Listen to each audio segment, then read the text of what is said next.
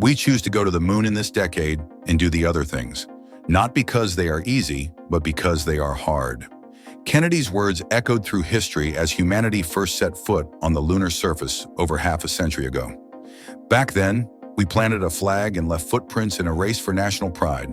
Today, we return with a grander purpose: to build the gateway that will unlock our future among the stars. The moon isn't just our closest celestial neighbor. It's the critical stepping stone to Mars and beyond. SpaceX recognizes this fundamental truth. Before we can become an interplanetary species, we must first master sustainable living on our lunar companion. Enter Starship, the most powerful rocket ever built. Far more than a mere transport vehicle, this engineering marvel is designed to evolve into the cornerstone of humanity's first permanent outpost beyond Earth. With its revolutionary capabilities, Starship will not only take us to the moon, but become our home there. From specialized landing systems that minimize lunar dust to innovative habitat conversions that transform rocket fuel tanks into living spaces, SpaceX's approach to lunar colonization merges bold vision with practical engineering. The challenges are immense: radiation, temperature extremes, resource limitations. But the solutions SpaceX proposes are even more remarkable. Today, we'll explore exactly how SpaceX plans to establish Moonbase Alpha. From the landing site selection at Shackleton Crater to the robotic construction crews that will build our lunar settlement, and the ingenious systems that will sustain human life on this hostile frontier. This isn't science fiction, it's our imminent future. The plans exist, the technology is developing rapidly, and the vision is clearer than ever before. This is Elon Musk 24 Hours, and let's dive right in. The moon's unforgiving landscape has claimed more spacecraft than we care to remember. From the early Soviet Luna missions to recent private attempts, the lunar surface has humbled even our most brilliant engineers. Why? Because landing on the moon presents a unique set of challenges that fundamentally differ from Earth landings. On Earth, our atmosphere works as a natural brake, slowing spacecraft through friction. The moon offers no such luxury. A spacecraft approaching the lunar surface must rely entirely on its engines to decelerate from orbital velocity, approximately 1.6 kilometers per second, to a gentle touchdown. This requires precise calculations and split-second timing, with zero margin for error. Then there's the dust. Not ordinary dust, but razor-sharp, electrically charged particles that have never been weathered by wind or water. During Apollo missions, this dust damaged equipment, clogged mechanisms, and even caused respiratory issues for astronauts. Any permanent lunar base must solve this fundamental problem. SpaceX's approach to these challenges represents a complete paradigm shift. Rather than adapting conventional lander designs, they've reimagined what a lunar descent vehicle should be. Enter the Human Landing System HLS variant of Starship. The HLS Starship departs dramatically from its Earth return counterpart. Since it won't be returning to Earth, SpaceX has eliminated the heat shield entirely, a decision that sheds significant weight and frees up precious fuel for controlled descent. This is engineering efficiency at its finest, removing what you don't need to optimize what you do. The landing legs are a feat of innovation in themselves. Unlike the relatively simple legs of Earthbound starships, the lunar variant features robust, adaptable landing gear designed to maintain stability on varied terrain. Remember, Starship stands nearly 50 meters tall. That's roughly the height of the Statue of Liberty from ground to torch. Keeping something that tall stable on uneven ground requires extraordinary engineering. Perhaps most ingenious is the engine placement. Traditional lunar landers position engines at the base, which kicks up massive dust clouds during descent. The HLS Starship mounts its landing thrusters higher on the hull, directing exhaust at an angle that minimizes dust disturbance. This seemingly small detail solves one of the most significant hazards of lunar landings. The white exterior isn't just for aesthetics, it's functional. The moon experiences temperature swings of over 260 degrees Celsius, 500 degrees Fahrenheit, between lunar day and night.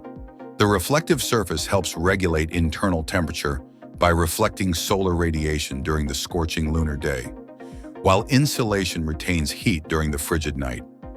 Every aspect of the design serves multiple purposes, the hallmark of brilliant engineering. What truly sets SpaceX's lunar ambitions apart is that Starship isn't just a means of transport, it becomes the habitation itself. This innovation eliminates the need to send separate habitat modules, dramatically reducing mission complexity and cost. Once landed, the real magic begins. The HLS Starship undergoes a dramatic transformation from vertical rocket to horizontal habitat, a process nicknamed "lay me down gently." Using a sophisticated cable system with a hinge at the base and a movable scissor lift, the massive craft is carefully lowered to a horizontal position. The procedure must be executed with extreme precision to prevent structural damage. With the vehicle horizontal, the engineering team begins the conversion process. First, any remaining propellant must be safely removed. Methane is completely drained and stored in specialized containment units, while any leftover fuel is carefully vented to eliminate fire risks during interior modifications. The crew compartment's atmosphere is carefully balanced with oxygen extracted from the tanks and supplemented with nitrogen for proper pressure and composition. The fuel tanks themselves, enormous volumes designed to hold thousands of tons of propellant, now serve a new purpose. Once emptied, cleaned, and retrofitted, they provide living space that's approximately 2.5 times larger than the entire International Space Station. Each tank is transformed with floors that create 3 distinct levels, each nearly 3 meters high, more than enough headroom for astronauts to move comfortably in the lower lunar gravity. Insulation and radiation shielding line all interior walls, critical protection against the constant bombardment of cosmic rays and solar radiation that strikes the lunar surface unfiltered by an atmosphere. Private quarters ensure psychological well-being during long missions, while communal spaces foster team cohesion. A specialized laboratory contains soil-free growing systems for fresh food production, essential for both nutrition and morale during extended stays. The details make all the difference. Communication systems, electrical networks, water recycling equipment, ventilation, all must function flawlessly in an environment where the nearest hardware store is 384,400 kilometers away. Redundancy isn't just preferred, it's essential. Every critical system has multiple backups, and every component is designed for repair rather than replacement. Though iconic, the image of astronauts performing lunar construction doesn't reflect the reality of building Moonbase Alpha. The truth is far more practical. Robots will do most of the heavy lifting. Quite literally. The reasons are compelling. An astronaut in a spacesuit moves with significant constraints. Current designs, though advanced, severely limit dexterity and stamina. Tasks that would take minutes on Earth can consume hours on the Moon. Each EVA, extravehicular activity, also exposes astronauts to radiation and the ever-present danger of suit puncture from sharp lunar regolith. SpaceX's solution leverages the extraordinary advances in robotics and autonomous systems. These machines don't require air, rest, or protection from radiation. They can work continuously through the brutal 2-week lunar day and the equally harsh lunar night. The robots themselves represent a fascinating compromise between power and efficiency. Unlike Earth construction equipment with massive engines, lunar excavators operate with modest power outputs, typically under 10 horsepower for early operations. This constraint drives innovation in excavation techniques. Rather than brute force, lunar regolith handling relies on slow, methodical movements and precise shaving techniques that minimize dust disturbance while conserving precious energy.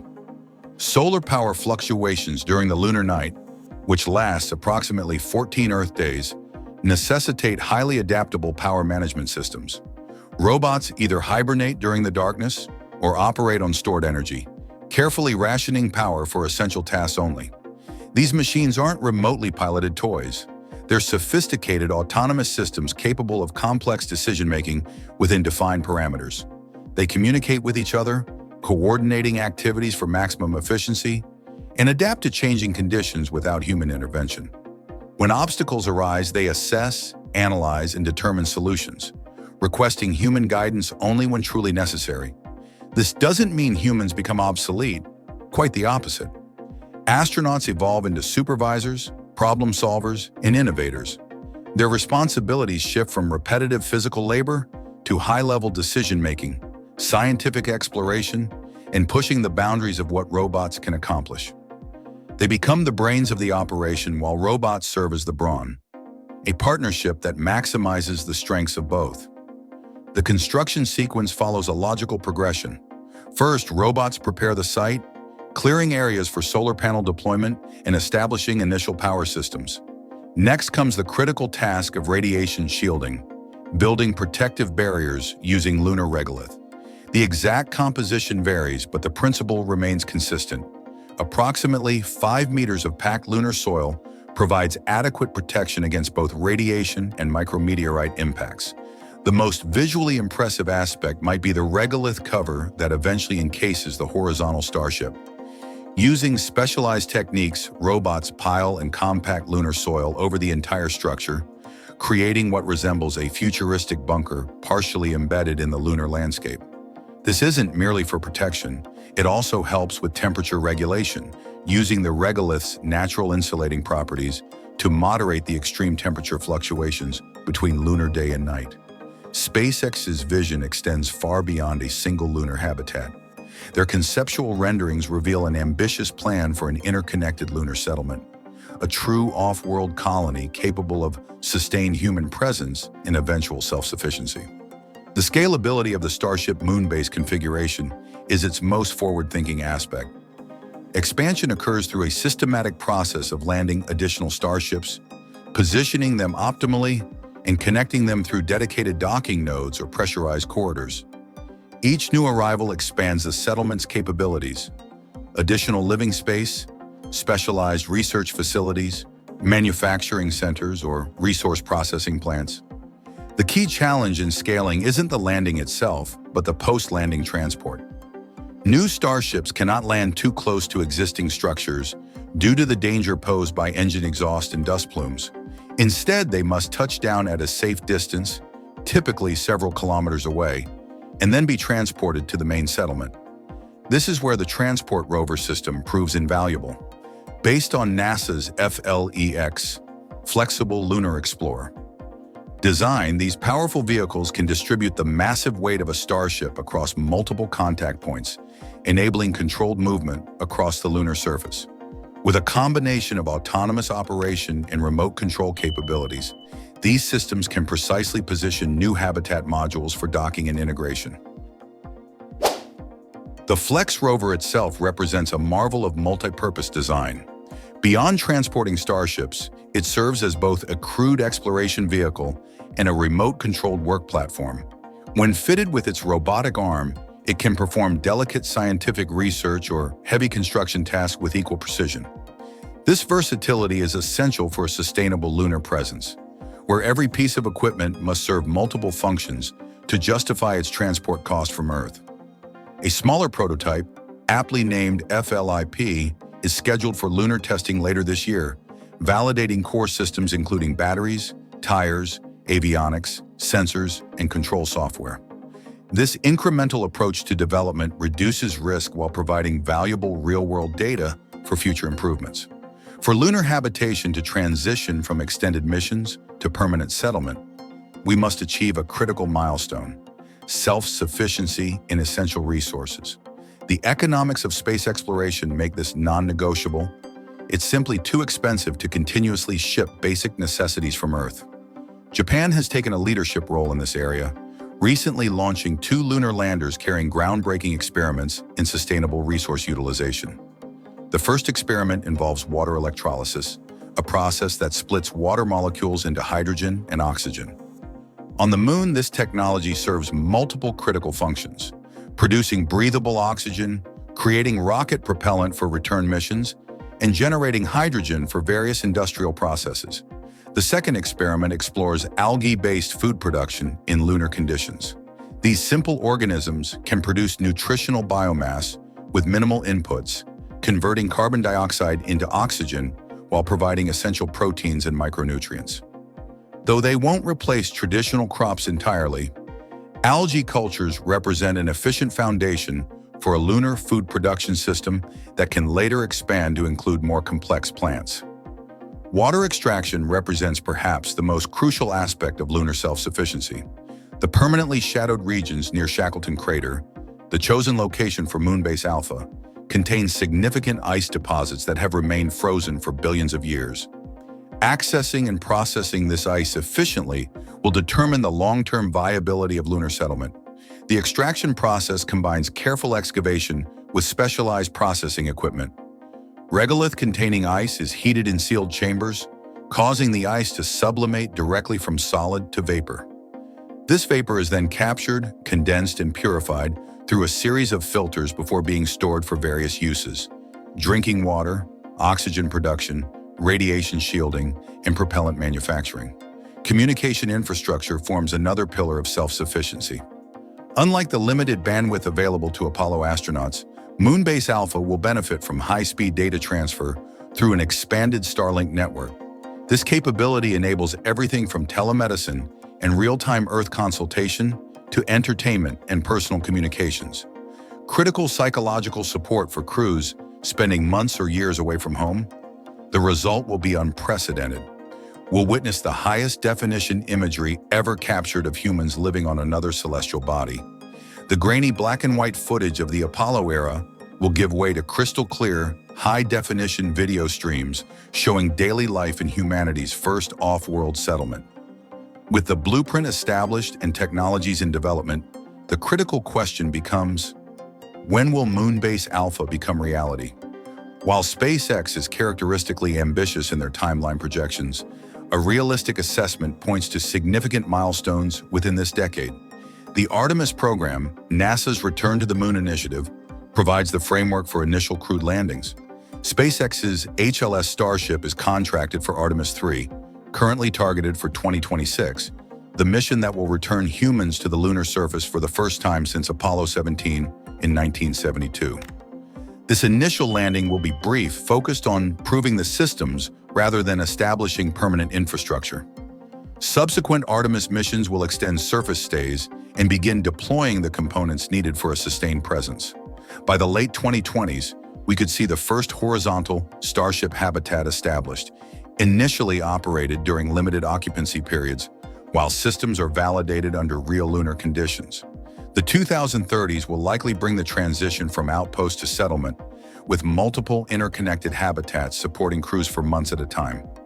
This phase will focus heavily on demonstrating resource utilization technologies and establishing the robotic workforce necessary for scaling operations. The path forward isn't without obstacles. Technical challenges remain in radiation protection, long-term life support systems, and psychological support for isolated crews. Political and funding uncertainties could affect timelines, as could competing priorities in space exploration. The recent success of private space ventures, however, provides some insulation against the traditional boom and bust cycles of government-funded space programs. What makes SpaceX's approach particularly promising is its integrated vision. Rather than developing lunar technology in isolation, their systems serve dual purposes, supporting both lunar settlement and Mars colonization. Starship itself embodies this philosophy, designed from the beginning to serve multiple roles across various missions. This efficiency creates economies of scale that make the overall program more economically viable and resilient to funding fluctuations. The establishment of Moonbase Alpha represents far more than a technical achievement or national prestige project. It constitutes a fundamental shift in humanity's relationship with space, the moment we transition from visitors to inhabitants of another world. The implications extend across multiple domains. Scientifically, a permanent lunar presence enables long-term studies impossible with brief missions. Deep drilling into lunar geology, continuous astronomical observations from the far side, shielded from Earth's radio noise, and detailed analysis of how terrestrial life adapts to partial gravity over generations. Economically, the Moon offers resources increasingly scarce on Earth. Helium-3, concentrated in lunar regolith, shows promise as a fuel for future fusion reactors. Rare Earth elements, critical for modern electronics and green technologies, exist in accessible concentrations. Even the abundant silicon in lunar soil could eventually support solar panel manufacturing directly on the Moon. Panels that could power both lunar operations and, through microwave transmission, facilities on Earth.